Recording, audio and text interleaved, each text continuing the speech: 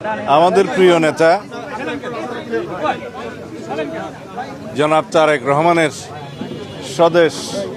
ঐতিহাসিক স্বদেশ প্রত্যাবর্তন উপলক্ষে আমরা যে অভ্যর্থনা কমিটি গঠন করেছি তার আহ্বায়ক এবং সদস্য সচিব জনাব রুহুল কবির রিজভী এবং মিডিয়া সেলের প্রধান জনাব ডাক্তার পাবেল, আমরা আরও সংশ্লিষ্ট যে কয়েকজন আছে, আমরা সিকিউরিটি টিমের প্রধান সহ ব্রিগেডিয়ার সান সহ সরেজমিনে বিমানবন্দরে যেখানে তিনি অবতরণ করবেন সেই জায়গা থেকে কিভাবে কোথায় বসবেন এবং গাড়িতে উঠবেন এবং সমস্ত রাস্তা যে দিক দিয়ে উনি এবার কেয়ার হসপিটালে যাবেন, ওখান থেকে বাসায় আসবেন এবং অন্যান্য অনুষ্ঠান আমরা যেটা করতে চাচ্ছি সেটা সময় মতো আপনাদেরকে জানাবো।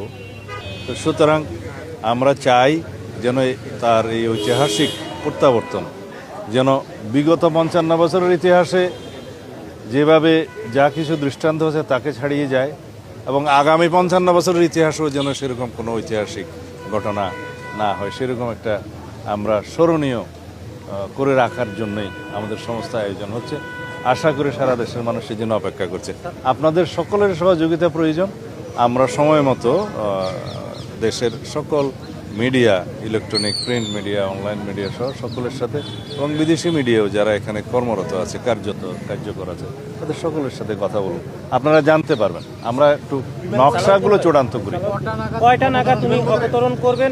বাংলাদেশ বিমানের যেটা নিয়মিত ফ্লাইট, যেটা কমার্শিয়াল ফ্লাইট, সেটাতেই উনি আসছেন এবং সেটা ল্যান্ডিং টাইমটা 11:55 ঢাকা বিমানবন্দরে, 12টাই বলতে পারি আমরা। সংবর্ধনা 300 ফিটে দেওয়া হবে এমন একটা নিউজ আমরা জায়গাগুলো দেখছি, যেহেতু বাংলাদেশের জনগণ তাকে এক নজর দেখার জন্য উদ্গ্রীব হয়ে আছে, উন্মুখ হয়ে আছে এবং তার দুটো কথা শোনার জন্য উন্মুখ হয়ে আছে, সেই জন্য আমরা ব্যবস্থা করার চেষ্টা করছি কোন জায়গায় হলে সেটা ভালো হয় এবং আমরা সেটাকে অ্যাকোমোডেট করতে পারবো, সবাইকে আসতে পারবো, জনদুর্ভোগ যাতে না হয়, সব কিছু বিবেচনায় আমরা জায়গাগুলো পরিদর্শন করছি, আপনারা জানতে পারবেন।